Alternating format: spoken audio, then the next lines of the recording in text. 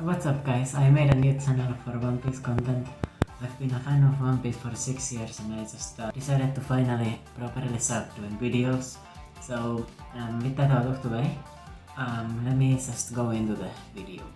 So today I wanted to talk about a character no one else has talked about really. I feel a bit sad for him, he doesn't really get mentioned a lot, but I think he deserves more love, okay? I am talking about a certain character. You might not remember his name, but you know how he looks like. He's Suleiman the Beheader. He's my favorite minor character in One Piece, basically. Like, of course, he's not. I don't like him as much as the main cast or the main villains, even the side villains. But you know, he's a minor character. He appears a few times, he does some cool things, and then disappears, gets defeated, or whatever. In his past, he was an A-class war criminal from the Battle of Diaz, and after the battle, he got exiled from his country and became a brutal criminal. But he wasn't necessarily a pirate. He says that he loved his country and did everything for it, but apparently he still got exiled, so it's possible that he was, in the battle, he was so brutal that his kingdom decided that, you know, okay, we can't have him anymore, he's bad publicity. Or perhaps he was thrown under the bus because they wanted some kind of an excuse to end a war or something like that. So he was branded a war criminal and forced out of the country. After that, he became called the Beheader. It's not clear if he was called that before that or not. He became some kind of a bounty hunter. He killed people, you know, like in the underworld, apparently. Oh yeah, and because he has some kind of a captain's coat and like the weird army hat, he was definitely like some kind of a naval commander. So when we first see him, he enters the Corrida Colosseum to fight in Block D for the Mera Mera no Mi, which I don't know what he was exactly planning to do on it, but I'll talk about that later.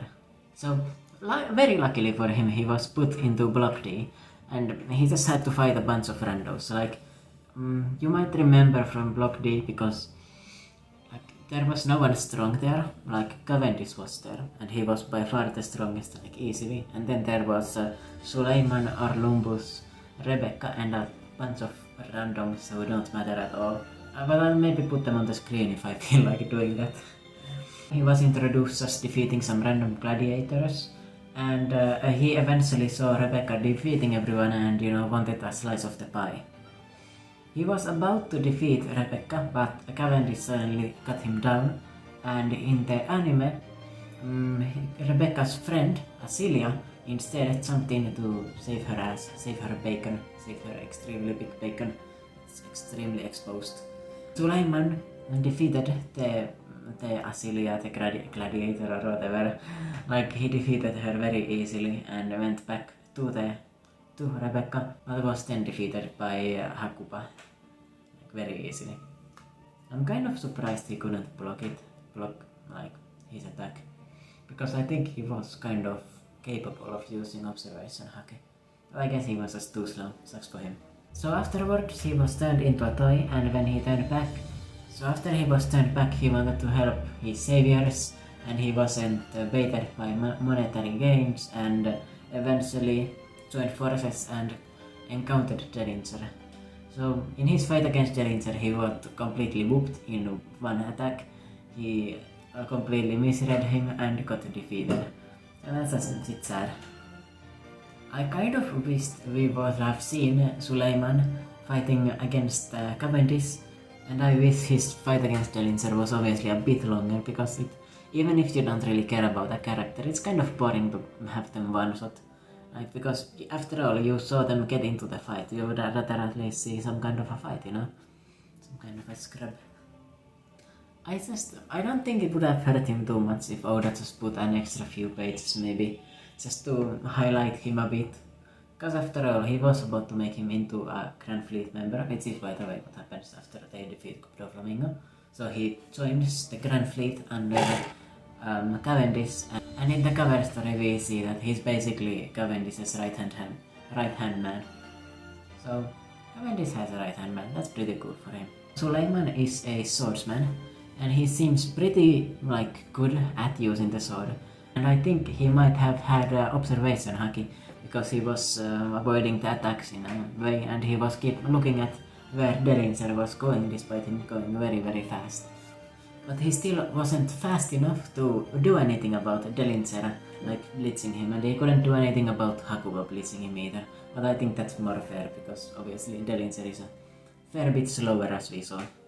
So in terms of strength, Suleiman was able to overpower Rebecca easily and throw her back by like 10 meters with a swing of his sword, and he also disarmed her very easily after blitzing her. So he was just like toying with her basically. Like he doesn't really hold back, but he definitely seems like a cruel and sadistic kind of character.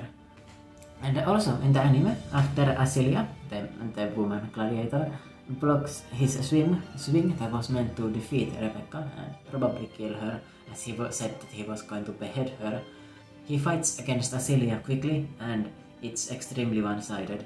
He grabs her injured arm that he just, sliced earlier, holds it ruthlessly, and then just slices her up. And also, when she blocked him with the shield, he could push her down to her knees with just one hand. So he's aesthetically extremely cool looking. Like, of course he has a weird looking chin. It kind of looks like mine, to be honest. So the real thing I like about him is his character design. His face might be a bit weird looking, but he's like everything else, it looks very cool. I don't really think he's like that powerful, of course, but he's not weak. I think he would definitely defeat like some of the weaker CP9 guys we saw in this lobby. Like maybe he could take down Fukura, who knows. I don't think he could take down like Lucio or maybe he could take down Kaku or Sabra, but I'm not, I don't think so. But I think he could defeat like the weaker guys there pretty handily. And a unique aesthetic he has is he wobbles back and forth with one arm in his pocket as well when he's fighting, so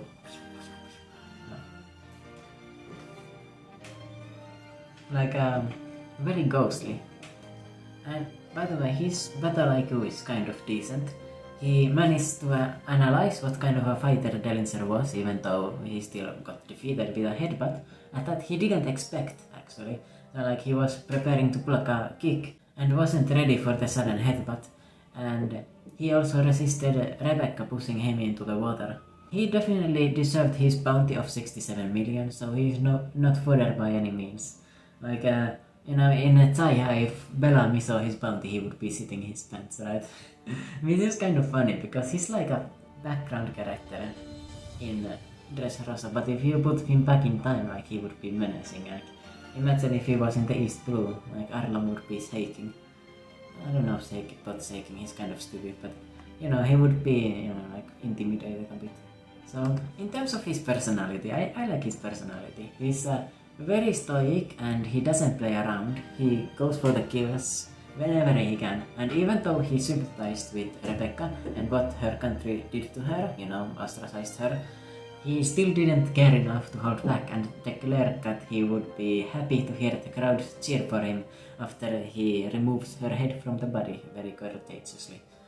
I think he's the very cool and silent type that pretends to be worse than they are. Also, like, to reinforce what I feel, after he was saved from being a toy, he was actually grateful to Luffy, and even though they gave him rewards to capture Luffy, he still didn't betray them and fought for them and for his honor. So in terms of his appearance, he's very tall and slim. He wears a captain's jacket and one of those weird, like, musketeer Russian hats, the poofy ones, very like black, and he has some decorations, like military decorations on it. He also has long blonde hair, and I think that's kind of like why Oda had him join Cavendish, because they're both like blonde haired swordsmen, so they have something in common, even though you wouldn't really think about it. Cavendish is extremely fabulous and plays around, like only plays around, and Suleiman is the complete opposite of that, like brutal and kind of evil looking. Even though his appearance kind of screams Russian to me, he's actually based on a Dutch captain that converted to Islam and joined under the Ottoman Empire. He's even 240 centimeters tall and likes yogurt. Those are fun trivia facts for you. Oh, by the way, I think yogurt was given to him as his favorite food because that was popularized and became like commonly made in the Ottoman Empire, and it's from there that we get the word as well. Like I think the Greek also say that they invented yogurt or something, but I mean they were under the Ottoman Empire at the time, so deal with it. Like, I'm not sure about the exact political meaning of this, but yeah, maybe I offended some people there. I'm sorry.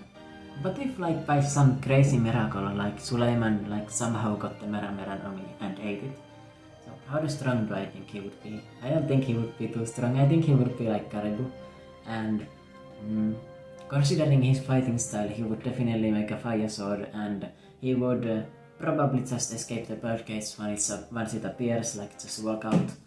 I don't think he would really defeat anyone. Like maybe if he encounters them, he might. Like I think after the Devil Fruit, he would definitely be stronger than the like lower level Doffy commanders, like Baby Five or Delinzer and others like that. I think he would definitely defeat them. I don't really expect to see much of him. He's on the Grand Fleet, so we will definitely see something. But he's a minor character. I'm a bit afraid we are going to see like 2 panels of him and maybe him getting defeated by some random character that we still don't even care about at that point, and that will be it.